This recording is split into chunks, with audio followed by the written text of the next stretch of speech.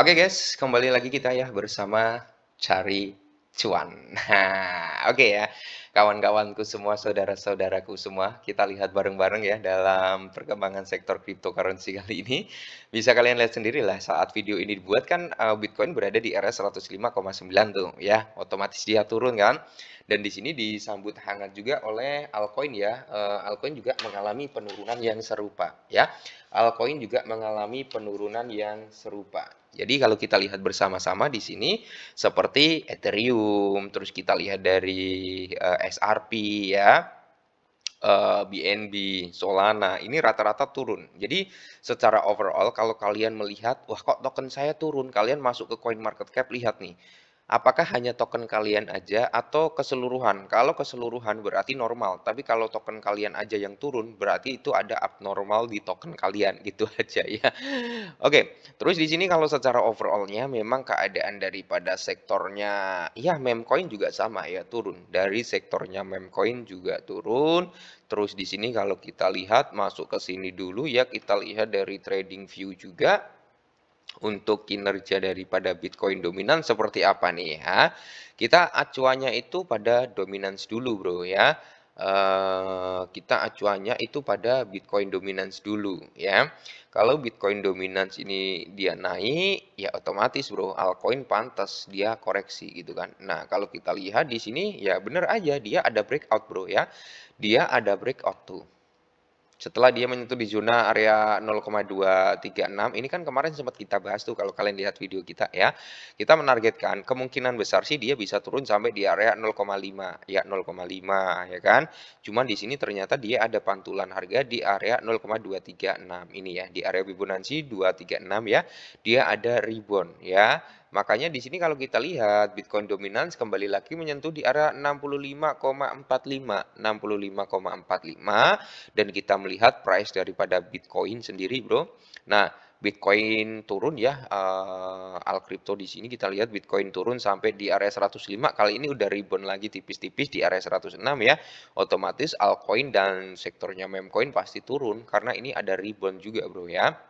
Rebound daripada Bitcoin dominance dibarengi koreksinya price-nya Bitcoin, ya udah otomatis paket lengkap bagi altcoin mengalami penurunan ya. Tapi bagi sebagian orang bro, dengan adanya penurunan tadi dimanfaatkan untuk melakukan akumulasi ya, dimanfaatkan untuk akumulasi. Nah, oke, kita kembali lagi. Kita akan bahas meme coin lagi bro, yaitu si PP ya. Karena kalau kita lihat banyak yang minta dibahasin untuk si PP. PP itu di urutan 29 kalau nggak salah ya. PP mana ya? Nah, ini ya di area 29. Kalau kita lihat sendiri untuk si PP, nah bisa kalian lihat sendiri ya. Ini kan PP turun, tapi basis komunitas masih oke lah, basis komunitasnya masih oke. Kita lihat dari segi yield-nya di sini, kalau kita lihat bersama-sama, oke, ini ya data spesifik daripada si PP, kalian bisa lihat-lihat di sini lah ya. Terus di bawahnya sini ya, similar coin to PP. Nah, ini ada Bong, Shiba Inu, Dogecoin, Trump, Bitcoin ya. Oke, tapi kita langsung fokus aja, bro. Fokus ke sini, kita lihat ya. Di sini kalau kita lihat bersama-sama, kita nggak masuk ke websitenya si TradingView, tapi kita langsung dari CoinMarketCap ya yang mengarah ke TradingView aja gitu ya. Oke, untuk saat ini kalau kita lihat bersama-sama ya, analisa itu kadang gimana ya bro ya? Bisa dikatakan itu 50 banding 50 ya, karena kalau kita analisa semisal nih dia benar-benar kuat untuk naik gitu kan, benar-benar kuat untuk naik, tiba-tiba ada bad news, udah otomatis bro analisa akan gagal total juga. Kita prediksi dia kuat turun, tiba-tiba ada good news, ya udah gagal total juga prediksi kita gitu kan. Nah, di sini kalau kita lihat bersama-sama ya untuk si PP kan dia masih tertahan juga lah ya di area supportnya ini bro. Sorry, resisten kok support lagi. Dia masih tertahan di sini lah ya. Intinya dia masih tertahan di sini. Kalau ini kejebol, bro. Kalau ini kejebol, kalian siap-siap aja open jaring ya. Siap-siap open jaring loh, saya bilang nggak ya. Bisa di CI. Itu di harga ini, bro. Bentar ya. Nah, di sini kalian bisa di CI, bro. Di sini kalian bisa DCI. Oke, di sini ada area support yang cukup kuat juga, dua area support. Ini bisa dikatakan double topnya gitu sebelum dia naik ya.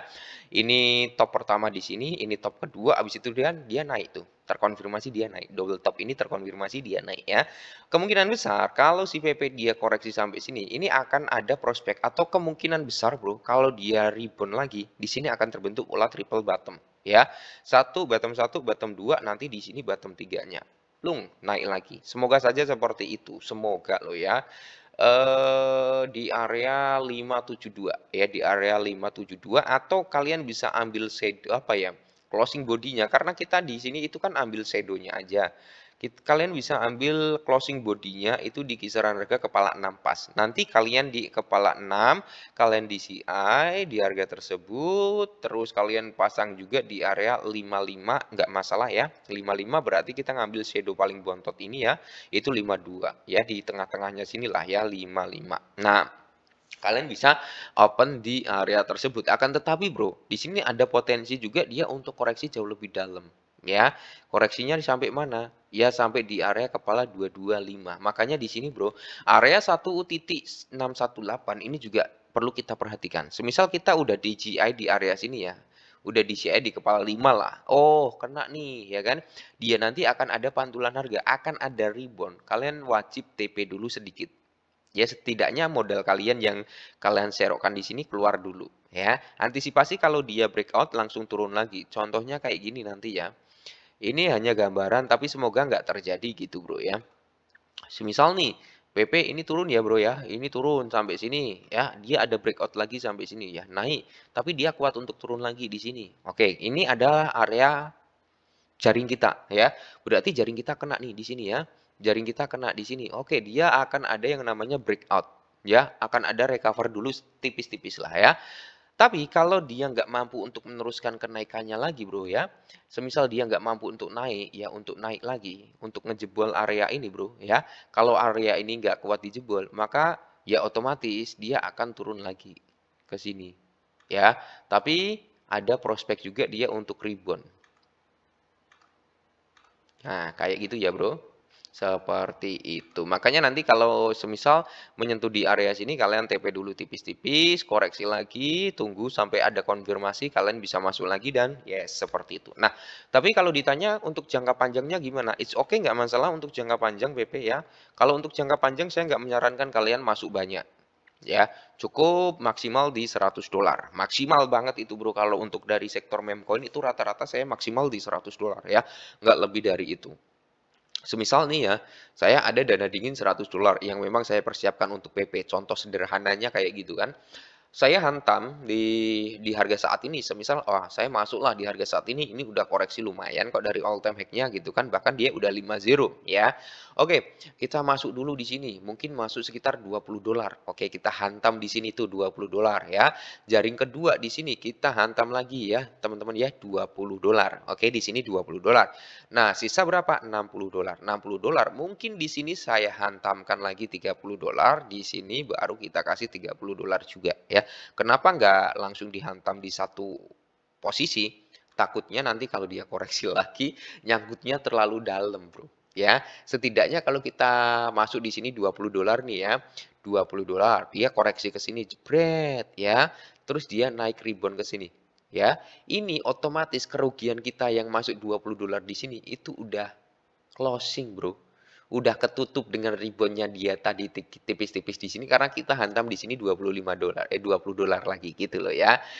Oke, untuk jangka panjangnya it's okay. Target saya tetap di ranah 1 rupiah ya, paling enggak 0,5 lah itu bro ya. Oke, mungkin ini dulu tentang PP, semoga bermanfaat, tetap semangat dan ya next, sampai jumpa di video saya yang selanjutnya.